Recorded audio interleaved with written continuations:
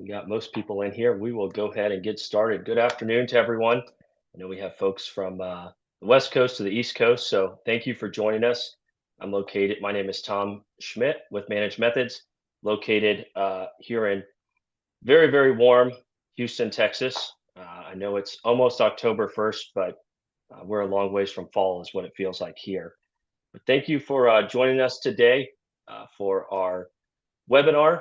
We're going to be discussing K-12 cybersecurity on a budget and doing more with less in the age of cuts. I know that's something we're all familiar with, whether it be from a state level or federal level, but everybody is going through the same concerns around budgets and funding. So we hope that today we will be able to provide some insight on those topics and let you hear from some of your peers on what they're doing in their districts.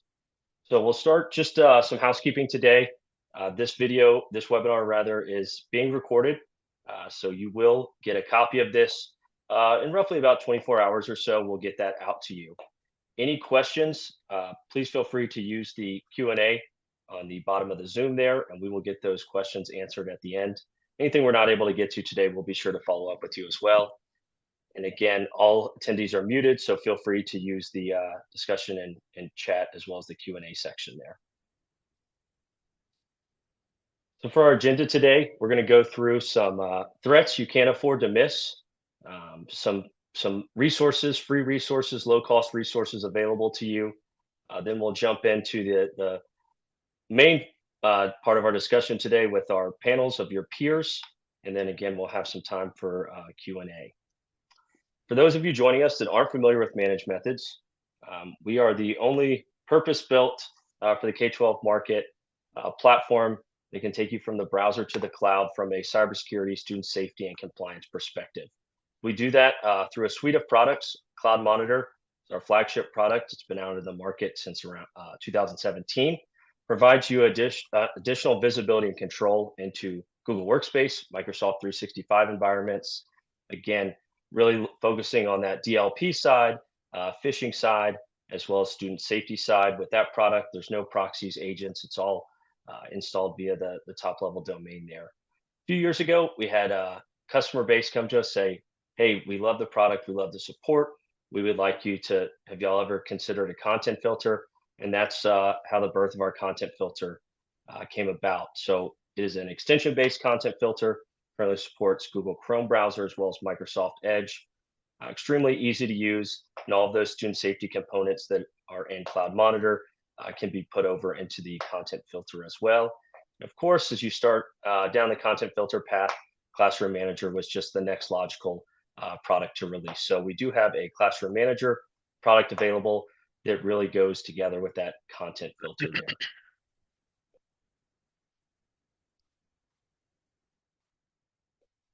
So we're going to go through just a few of the threats you can't afford to miss, and again, some of those resources there that are free and low cost that you can utilize. So from the first one here, ransom and data extortion.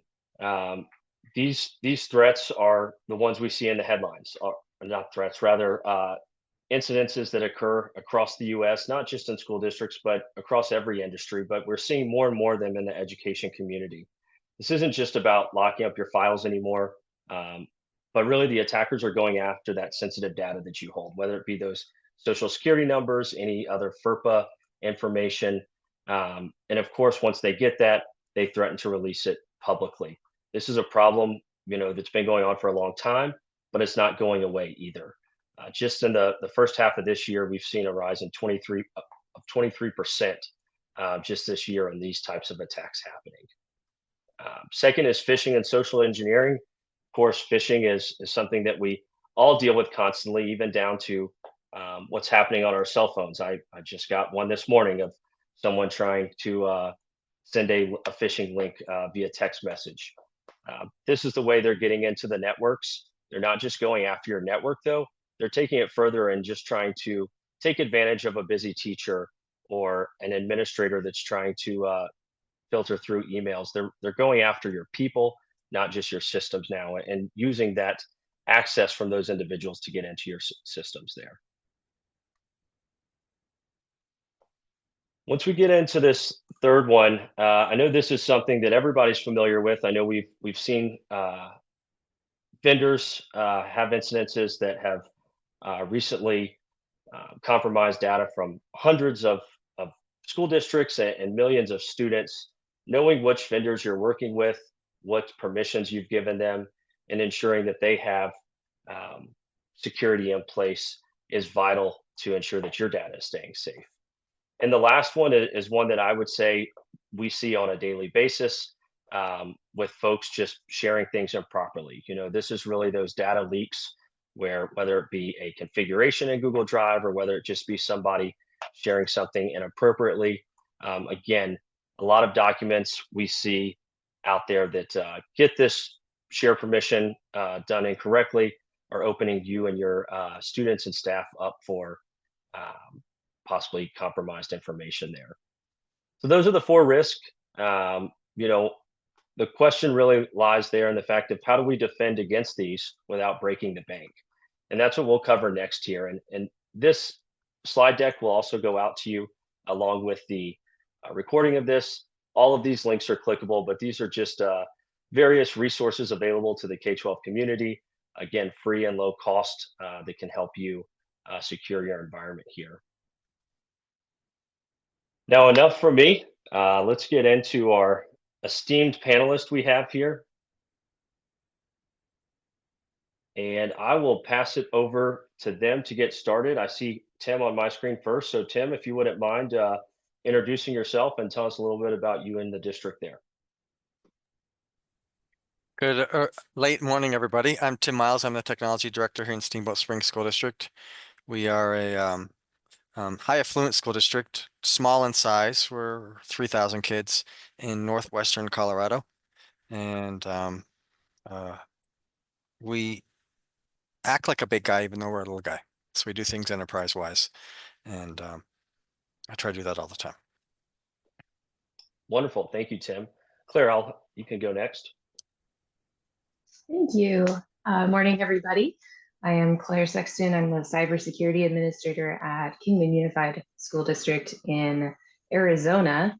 And we're a very rural, very, I don't want to say poor, but very poor school district that covers a very large amount of space. Our student population is roughly like 6,000. So pretty big, lots of students, and we're doing what we can with what we have. Wonderful. Thank you. Austin? Well, if their student counts are 6,000 and 3,000, I must be microscopic in retrospect, huh? I approximately have 130 students. But I am the director of technology for Highland Independent School District. I am the one-man circus clown here, and I keep everything going, including security as well as physical security and technology as a whole. So I work on everything except for the lights and the restrooms. So. There you go. I appreciate it, Austin. Thank you all for being here. I know that the group we have with us today is looking forward to getting some insight from how you're handling some of these challenges in your district. So I'll pose this question to you first, Austin. What do you see as the biggest shift in the K-12 cybersecurity landscape in 2025 compared to just a year ago or maybe the last few years? Well, in the last few years, so I started here in Highland and in education in general in about 2019, and there's been a major shift from what I've seen as far as uh, just to give you retrospect. I graduated in 2016. Back then, we were still doing pen and pad. So now it's mandated that we have to use Chromebooks for star testing. There isn't options for doing it manually unless there's special circumstances. Uh, 1 second. There's supposed to special circumstances, and this being the case, every kid now has a device, and of course, every kid already has their own personal devices and stuff like this, and they're always trying to find ways to do something they shouldn't, and it just creates a lot more work, a lot more effort, where there's more tool requirements to be able to keep up with it all. So. Absolutely. Tim, I'll let you jump in on this as well. I would say in the over just the last year or so, it's just the frequency of attacks, and more so on the phishing side. Just the more email and how sophisticated and how more accurate they are in portraying the person that they're trying to portray. Absolutely. Especially with AI, our jobs now are to use the AI to outsmart the criminals that are using AI. And I think that's a big piece of the component there. Claire, do you have anything you'd like to add on that point? I would add a kind of a positive note, I think, is that because there is so much more, I think that a lot of businesses, a lot of districts, specifically K-12 districts, are actually looking at cybersecurity more and understanding, hey, this is a problem, which is definitely very different from when I took this position 3 years ago and they were considering not having cybersecurity at all. So that's very, very nice to see that they're kind of administrators and teachers and parents are starting to get involved in that cybersecurity space. Absolutely. And that's something we discuss with folks all the time, that cybersecurity doesn't end in IT. That's where it begins. And it's really everybody's responsibility to be involved in that.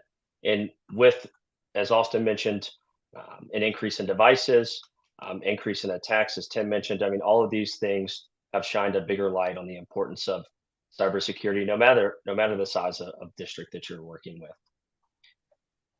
So moving on, Tim, what cybersecurity threats, I know you were mentioning phishing, and maybe you can elaborate on that, do you think are creating the most risk to schools this year? And maybe what do you see in the coming months and years down the road in K-12? Vulnerabilities for sure in vendor products. There was a big one this week from a major switch manufacturer, probably the largest one in the world. That was a huge problem, and they had to make an emergency fix. So I'd say for sure vulnerabilities in products is probably the one that gets us the most, because it's not something that we see or ever is easily to see by us, right? Absolutely. There's vulnerability in a piece of hardware, you don't know it until it's hacked usually. It's already been compromised. Absolutely. Yep. Great point there. Claire, I'll pose that same question to you, or maybe some personal experiences you've had in the last 3 years at the district. Of what cybersecurity threats are creating the most risk there? Yeah, well, obviously phishing, like it just is. There's no getting around that, especially when we are now having AI doing deep fakes and we're having it pumping out phishing attacks way faster, way more accurately. And I think tied with that, because we deal with it all the time. I can't tell you the number of like teachers that call me, say, oh, I just clicked on this phishing link, like help. Or I don't know what happened. I don't know how I can't get into my account. And we're finding that they're clicking on all of these links. So the education side and teaching people like, hey, you have to be careful, is very, very hard, and it's very, very difficult, especially because I would argue that we're asking more and more and more of educators, of teachers, of staff at schools. And we're asking them, hey, you have to learn this new curriculum in 2 weeks and figure it out. And how are you going to teach your students? How are you going to get them online? How are you going to teach them? And so they're just getting inundated with all of this information. And it makes it very, very hard for them to want to learn, hey, don't click on everything you see. Hey, don't give this random person student information. Don't, put in your username and password. And it's becoming a really big issue at our school, because we have the district administrators that are saying, you have to do this, you have to do this. And then I have teachers that are saying, well, I can't, because cybersecurity is saying, don't do that. Don't put in a student's personal information into this database. And so I think that that's becoming kind of a very big stress point, is that friction between what are they being told from higher up and what we're trying to do to keep them safe and keep students safe. Absolutely. And that's a constant challenge that I think most folks joining us on this webinar feel every day. You got to have the buy-in from the admin side, and you got to find those solutions that meet the cybersecurity needs, but also don't bog the teachers down, or other staff members down with added work there. I appreciate you sharing that. Austin. Well, Claire kind of took mine and then ran with it, and I think she covered it pretty well, pretty intensively. So, but phishing is one of our biggest issues. We've had several issues where, a few instances I can think of where phishing was the cause of the issue. One where our business manager acknowledged a direct deposit change and it wasn't the person who it was and didn't confirm it. And another instance when actually when we were considering managed methods, ironically, was an instance where the principal clicked on the link, and then when he did so, this link then took his password, logged into his account, and distributed to all of his contacts the same malicious email that he clicked on. And that's the moment where we clicked and said, hey, we need something so that we can get in there and eliminate the cause of the issue and identify possible threats before this happens, or it spreads even further. So Absolutely. No, that's wonderful. Claire, I think, getting to this next topic here that I know a lot of people are curious about is the budget, and the resources are a huge concern for everyone.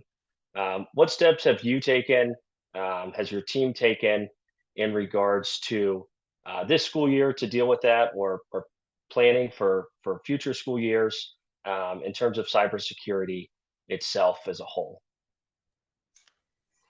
Yeah, so for cybersecurity, I would say that anyone who is in Arizona is in a very, very unique situation, because we actually have from our state government a provided cyber readiness program. So we've actually been given licensing for a lot of cybersecurity, a lot of multi-stack cybersecurity stuff. So, we've been very, very grateful and very, very lucky in that regard. So anybody who is listening that is in Arizona, if you're not part of that cyber readiness program, please look into it. It's a fantastic program. But in terms of other things that maybe aren't covered by that, our team has definitely gone through, and the first thing that we look for is cost effective. Can it cover students and staff? Is it something that, because if we have 6,000 students, we have about 1,000 staff, 7,000 licenses that we have to kind of figure out. So some of the things that we've done to kind of get more, make more with less, is we've actually taken steps to add in parts of our acceptable use policy for staff and students, like, hey, Chromebooks aren't expendable. So here's this thing, and start taking care of them, because we found that we were spending so much money on Chromebook part replacements that we couldn't then go and get email encryption, which is something that we very desperately need when people send IEPs and things like that. And so we're kind of working on figuring out where in that budget we can say, hey, we need you guys to help us put the onus on beyond our budget, and maybe into the higher admin budgets and things like that, or help us protect what money we need to really focus it on that cybersecurity. And we're in a very, very lucky situation in my district where I can go and talk to district administrators and say, this is something that we really, really need. Here's all of the evidence. Here's all of the proof. Help me get it. And they'll work with us when they can, or they'll say, hey, what kind of free things can you do? And I'll be like, here's all this research that I've done already. So yeah, anyway, Absolutely. Arizona, look into that if you're in Arizona. And Claire, I know we have folks on from all across the country. Is that something that the Arizona legislator put out, or was that something through the education board of the state? How did that program come to be? So it's through our Arizona State's Department of Homeland Security. So I'm not sure if it was like federally given and then trickled down. I don't know exactly the inception of it, but it is just called like a cyber readiness program, cyber readiness grant. So there might be other states that are also doing it, because if I recall correctly, it started Trump's last presidency. So I don't know if it came from feds and then trickled into state and local education. So there might be called different things in different states, but it would come from their Homeland Security department. Fantastic. Thank you for sharing on that.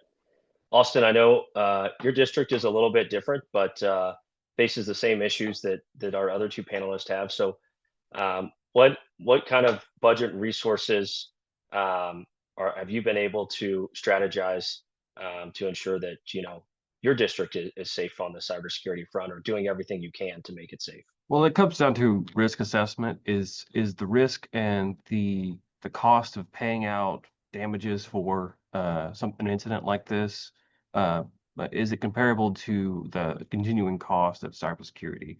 And I mean, in our assessment, if we had an entire breach of security, it would obviously be more expensive to pay for damages and try to make amends than it would for us to just continue to cover the cost. But we make up with it in other ways as well. We don't purchase new equipment all the time. Usually we'll purchase refurbished equipment. There's things where we could save on costs there because we may not need the best and the newest and the shiniest thing, shiniest car in the lot. But as long as it gets us from A to B and it is of decent quality, then we definitely take advantage of that. And there's also some resources out there from the Texas School Safety Center as far as Texas cybersecurity frameworks that help with risk assessments. Those are tools out there that are free to utilize to help you with your risk assessment as well as your planning for cybersecurity. But also an emphasis with any administration is that it's never a problem until it is a problem. And when it is a problem, it is a major issue. And once you have a breach, it's a continuing problem because you're having to pay for damages. There's legalities behind it. It's a nightmare that nobody wants to have to experience. So Absolutely. And as we move on, Tim, I think this is a great one for you to take to start with. I know you were mentioning that in your district, you'll try to do things from an enterprise level and really focus in on the cybersecurity front. So, in this current environment we're living in of tightening resources, budget cuts, what security tools or layers do you see as non-negotiable for your district, and then how do you prioritize them to your school board, but also, when you have to implement something down to the teacher level? Um, number one is the network itself.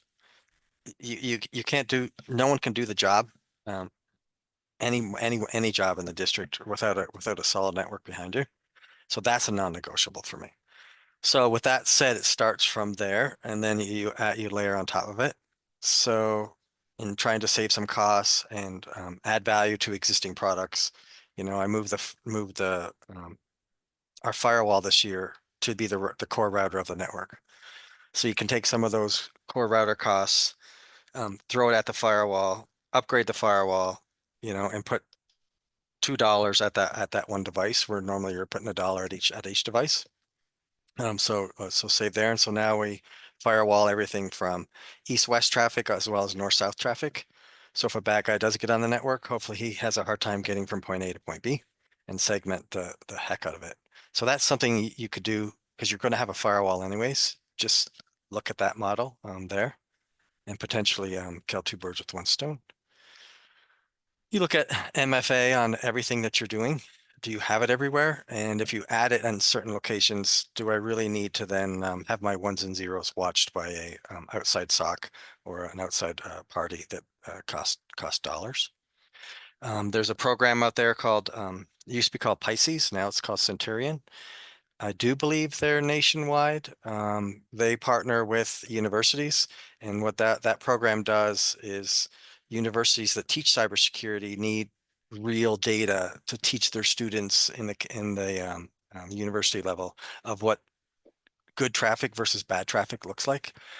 And so if you want more information on that, I can tell you about that. But they will take your ones and zeros of your internet facing traffic and watch it for you.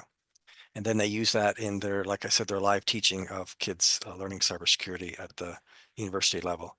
And so that's a free way to get, sort of a SOC eyes on your data.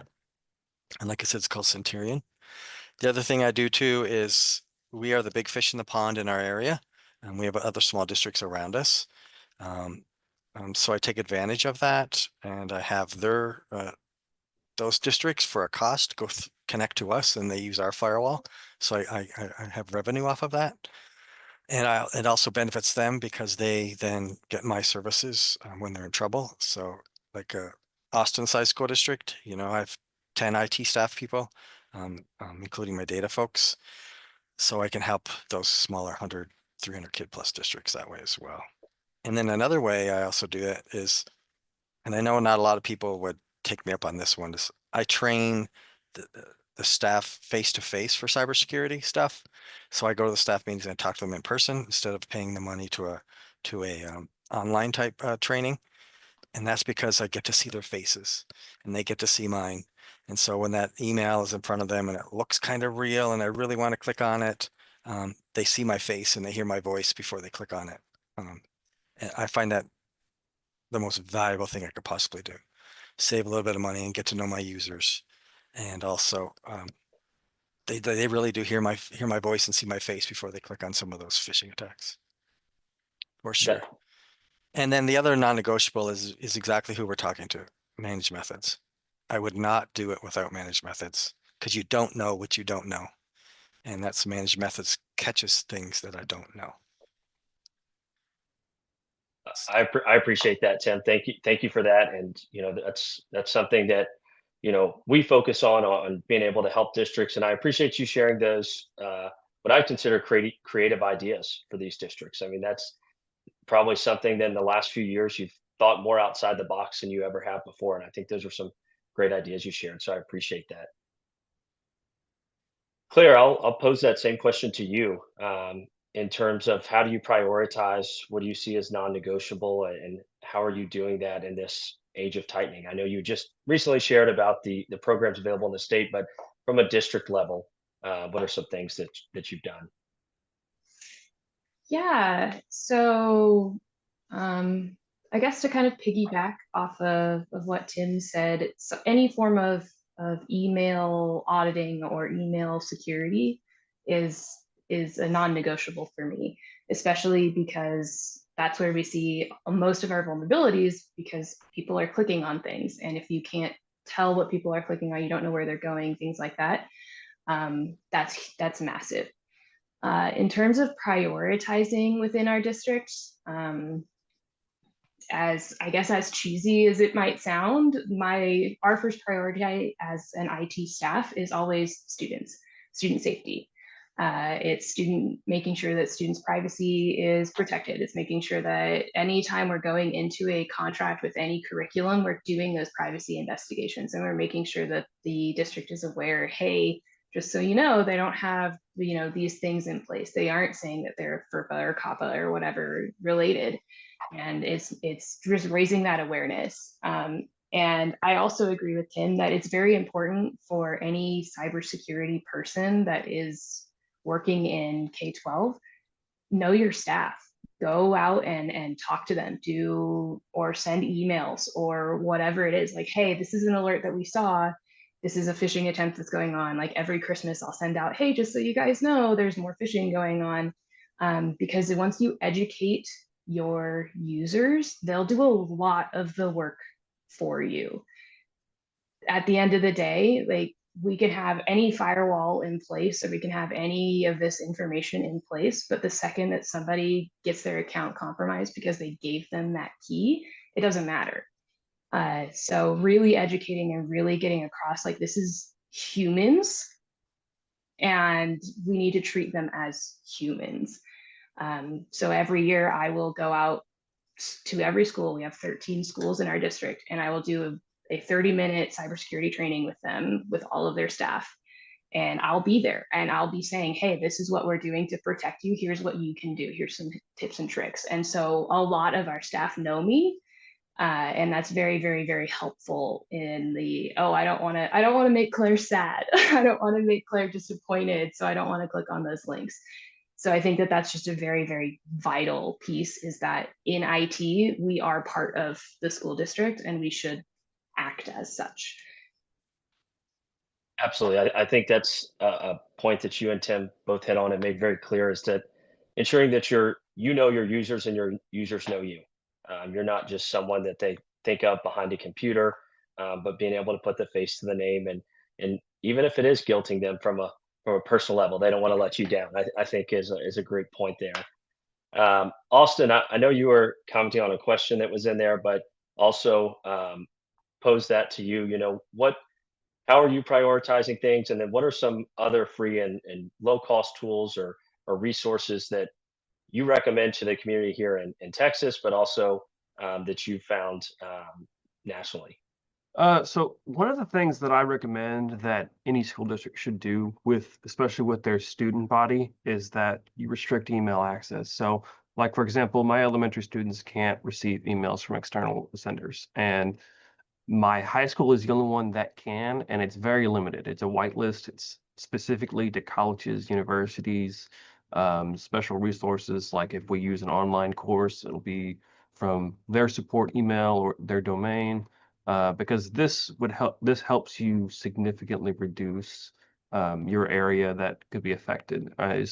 Instead of having to search through all the student emails for potential malicious emails, you're just searching through your staff. So it significantly reduces, because we all know with every school district, you might have 3,000 kids, but you may have 600 staff. And 600 is a lot better than 3,600. So it's definitely good practice to do that. And the only instance, it just means a matter of whitelisting certain emails, which can be easily done. You just whitelist their domain or domains if they have multiple. And typically every vendor or individual or company that you work with has a list of this readily available to hand to you. So I definitely recommend utilizing that if you can. Wonderful. I appreciate that. And don't forget, folks, there is a Q&A available that we'll get to here in a few minutes. But kind of last question I have for our panelists, and then panelists, if you'd like to expand on that, just a takeaway that you want your peers to hear from. But really, if you're speaking to tech leaders working in whether it be a small district, large district, under-resourced, understaffed, under budgeted, what is some advice you would provide as just the first step? Hey, maybe it's somebody that's sitting there quietly right now thinking, I know we're way behind in this journey of cybersecurity. What do I do first? And then how would you go about, doing some of those things without necessarily needing additional budget or adding headcount there? Claire, I'll let you start off. Yeah, actually, I feel like I'm uniquely qualified to kind of answer this question because 3 years ago, I was just a computer technician. I was just the person on the ground that went in, fixed people's computers, made sure their passwords were working, turned on their speakers because they forgot they turned them off over the weekend. And I was noticing that the staff at the school that I worked at was falling behind. They were clicking on things, they were getting weird things on their computers. And so I kind of took that initiative, and I was seeing that, hey, there's a fault here, and we just need to teach people, hey, this is what to look for, this is what you should do, here's the best practices. And it became a beginning of the year thing that I would do with that school's staff. Hey, this is really quick down dirty tricks to learn. And so I guess my advice is that all of us in IT, we know, right? We know these things, we know these very basics. And we can tell, like, usually we can tell when there's a phishing email about and how to look for it. So just start teaching somebody. So if you know somebody else is susceptible to that, if it's like an older staff member that you kind of see frequently or calls often on help desk or sends in tickets, just start training them. Train one person at a time. Or if you have the ability to walk around in a school district or a school site rather, just talk to people and start training them in those very, very small, very, very human ways. Because the person that's sitting quietly, you're the person that is hearing all of this, you're the person that's seeing these gaps, you're the person that is understanding that there is this gap there. And once you take those small steps, you can start getting other people to walk it with you and spread it out that way. So I guess persevere, and small steps. Just try to take those very, very small steps, and teaching somebody you don't have to have extra tools for. That's a great point, and I think that's something that we can all use reminders of, that there are things that we're overlooking, whether it be something as simple as a password policy. What does that look like in our district? Or is someone finding a way to ignore that and not change their password as they're supposed to, finding those little things that ultimately can have a large impact as you continuously add those up. Tim, I'll turn to you next to, in terms of advice you have. I know there was a question there for someone that was newer to education, but general advice as well to someone looking to build a stronger cybersecurity culture. Again, considering the current budget situations and headcounts. If you're new to education, don't go it alone. Know your neighbors, know your neighbor school districts, know your state chapters, and rely on them. Ask folks. Here in IT, we don't always like to do that. We like to make our own rules and whatnot, but there's people who are in your same boat, lots of them in your state and or across the nation. So ask out about there, and then keep it simple. Exactly kind of what Claire was saying. If you know something, spread the word. And it's not that complicated. Don't click on emails that aren't yours. So talk to folks about that, because that is the #1 vector of getting inside and giving up credentials is phishing. And then what do I already have and what can I tighten the screws on just a bit to make what I do have just a little bit more robust and secure. Like, don't overthink it. Don't overthink it. And I think that's about it for right now. If you're new and whatnot, I rely on my friends and my peers tremendously throughout the state of Colorado. I think that's a great point, Tim. And whether it be COSIN chapters, or I know in Texas we have education service centers that support schools that also have resources available, but just creating that community with like-minded individuals and directors across the state, I think is extremely important. Again, everyone's dealing with the same issues, the same risk. So how can we share with one another what's working in your environment there? Austin, I know we had a question come through. We had a pre-submitted question, and I know you were working on an answer there, so I will go ahead and pass to you. But the question was, as someone who is newer to the education side of IT, I know Tim was just touching on that. What are some good starting resources of ensuring our school is compliant with CIPA, FERPA? Do we need to be doing more than using web filtering software and basic firewall configurations to ensure compliance there? So I know compliance is a big piece, and a lot of these laws that are out there, there's not a ton of information on what's really required. It just says you have to do this. So Austin, do you have some thoughts on compliance in that regard to specifically CIPA and FERPA? Yeah, so with initial compliance, most next generation firewalls are capable of doing some basic web filtering that can help you get to the point where you can meet compliance. Now, I'll say this, they are not great solutions. Most all of them are not great solutions because you'll have to trace down via IP addresses and all this other stuff that makes it a lot more challenging, but it at least allow you to create that that initial step to start meeting compliance, and then you can lean on resources like managed methods to get a better individualized idea of where issues are arising, what are they doing, and even with doing web filtering and basic firewall changes, you're not managing content, and so you don't know what exactly they're typing. You don't know exactly what they're seeing.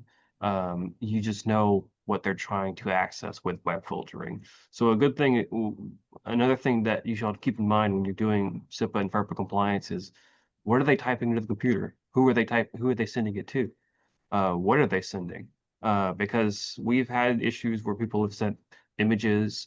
We've sent people of sending foul things to other people via Word documents and emails, and that's not stuff that your web filter would catch or your basic firewall would catch.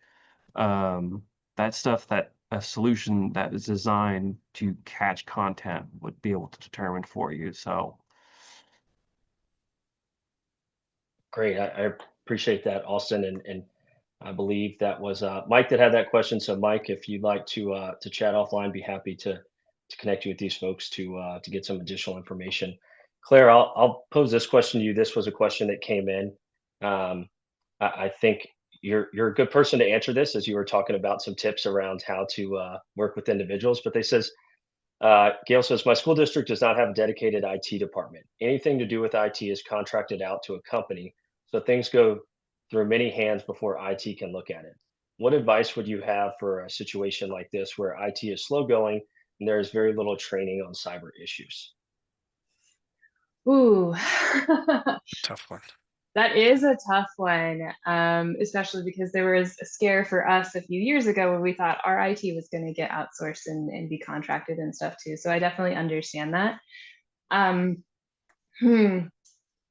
I hesitate to, encourage the tech savvy of you to help internally, but at the same time, like from a person who was that computer technician, having a tech savvy person on campus was very, very helpful.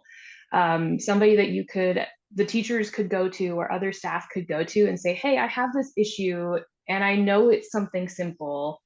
How do I fix it? If it is as simple as hitting a power button, or if it is as simple as, oh, my VGA and DVI cords got mixed up, how do I kind of do that?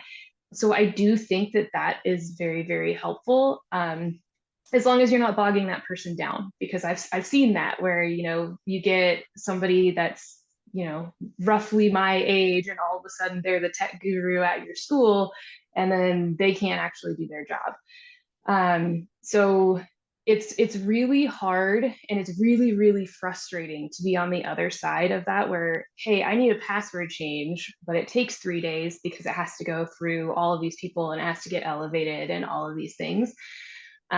So if your school district has implementation for, I know I have to change my password in this amount of time, set a calendar reminder. Or if it's, hey, I need access to this website because my students are doing this research project and I know it's content filtered, give the technicians, give the IT department as much information as possible, especially if they're slow to respond to you in the first place. Because the more information that somebody in IT has, the faster they can solve your issue in one go or two versus having to wait weeks and weeks and weeks of back and forth. And if you're not tech savvy and you don't necessarily know the jargon for how to say, hey, I don't know why my monitors aren't turning on, but they aren't turning on, or they flash blue or something like that, giving those details and saying, hey, if I press the power button, if I try to turn my computer on, monitor flashes blue, I don't know what to do, I can't project or something like that. That gives us so much to work with that we can come in and fix it very quickly once we get to that point of coming in and fixing it. So be very, very detailed, explain what exactly it is that you need. And if it's not something that any tech savvy person on campus can help you with, just be patient with IT, because sometimes we just do take time.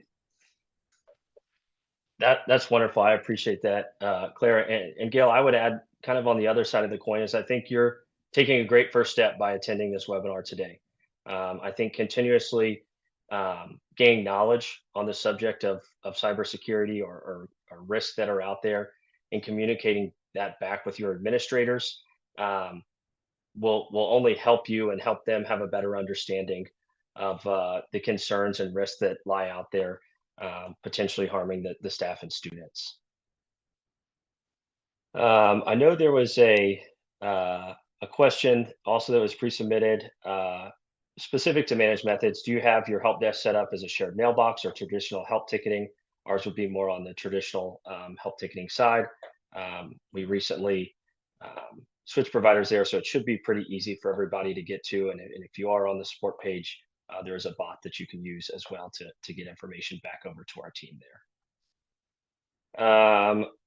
I know there are some questions about, or some comments rather, about the new advanced phishing protection that went out in the Managed Methods newsletter. So if you haven't heard yet, we have announced that we will soon be rolling out a advanced AI phishing component to the platform. It is powered by Gemini, and it's going to be using a chain of thought reasoning model. So we'll give you the ability for the platform to detect those phishing emails and provide you a reason of why this was flagged, and then eventually we'll give you the opportunity to take action on those. I know, Tim, do you have any comments around maybe the phishing or just the importance of having something like that brought into a platform like Managed Methods?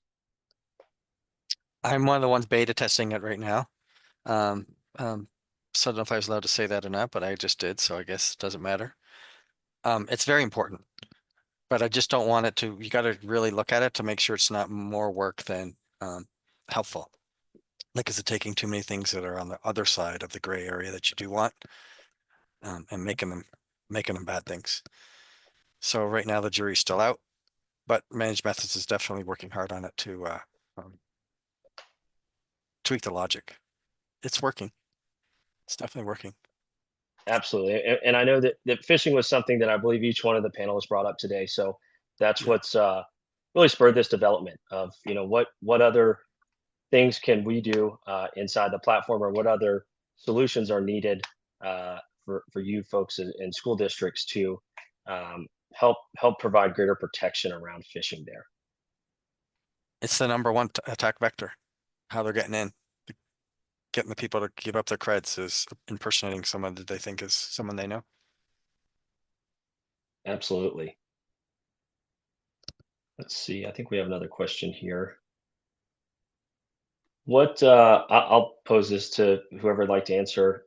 Tim, you're on my screen here, but what resources do you recommend for getting up-to-date cybersecurity alerts, news, updates, um, potential um, incidences that have arose? Is there anything particular you use? So my state has partners directly with, it's called CISA, which is I believe that's Colorado, or it might be national, but I get those twice a week in my email box. So, and then it's directly tied to FBI and Department of Homeland Security. So that's where I get the big ones, and that's how I learned about that one I mentioned earlier, the vulnerability from the big switch vendor. So definitely there. Then my firewall company puts out something every week. I subscribe to K-12 .6 or K-12.6, which represents us on that cyber front. So there's a few different things out there that I look at on a daily basis. Absolutely, and K-12.6 is a great resource to all school districts. And Tim mentioned being dialed into your state chapters, whether it be COSIN or another state chapter of technology leaders. There's also another one out there, K-12 Tech Talk. It's a great community of technology leaders and do a good job of disseminating information as they hear about it through their community there. Well, and to add to that, if anyone's in Texas, your regional service center usually has some sort of coordination with other regional tech directors. I know in Region 5 we have a email group where all of the tech directors and tech coordinators communicate new and upcoming things to each other. I know recently I submitted some stuff to folks and say, hey, if you see these websites or this directory of websites, make sure you block it, because kids have made their own website, and now they make it look like it's an education website, and it's just so they can play games on the computer, and it's something that just isn't listed. So your web filter won't pick it up because it's not listed anywhere. So Absolutely. And before we wrap things up here, there were some notes being passed around in the webinar chat with some creative ideas that I thought would be worth sharing. So whether it be setting up a student technician program where the students can get newer technology or different technology, but again, you're now teaching a student that can go back and teach the students as well. Also, adding a tech savvy teacher as a program to encourage other folks to get involved in cybersecurity and be able to pass that information along. I think those are great ideas there. Well, I appreciate everyone joining us today. This was a great discussion. I especially appreciate Tim, you joining us from Colorado, Claire in Arizona, and Austin here in Texas. Is there any final thoughts that you'd like to share before we wrap things up here?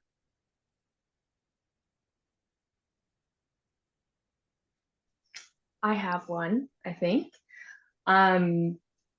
It kind of harkens back to a lot of the things I think I've already said, and that I hope that Tim and Austin would agree with me on this, is that when you're thinking of cybersecurity, it's more than just numbers. It's more than just the attack vector. You also have to think of it as your users are people and that they can be victims. And so when you're trying to do the cybersecurity stuff, just don't forget that, because I think it's very easy in our positions looking at numbers and data and attack vectors all day long. We forget that people are people. And we try to do a lot of it based off of just those numbers. And so as long as you can make sure you're remembering that, you should be set up for success, especially in the K-12 space. Fantastic. I appreciate that, Claire. And as we wrap things up here, once again, thank you to our panelists for joining us today. If you do have an interest in managed methods, do want to provide you this. There's a QR code here. You can get to the link via our website, but we do offer a free security risk and audit of your Google and Microsoft environments, whether it be on the Cloud Monitor side or whether you want to check out the content filter there. So those are options that are available to you. We find it best that folks that actually get to try something tend to discover things that they didn't know that were out there, as Tim pointed out. You don't know what you don't know. So take advantage of this free risk audit. It's an opportunity for you to kick the tires on the platform and also work with our team to help discover what's out there, help uncover some things that you might be unsure about, or maybe it's just to clean up your environment and find some of those files that we were talking about that are opening you up to possible data leaks. So thank you again for joining us. Again, you can scan the QR code to request that here, or you can visit our website and get that information that way. But thank you again for everybody for joining us today. Hope everybody has a great rest of their day, and look forward to visiting with everyone soon.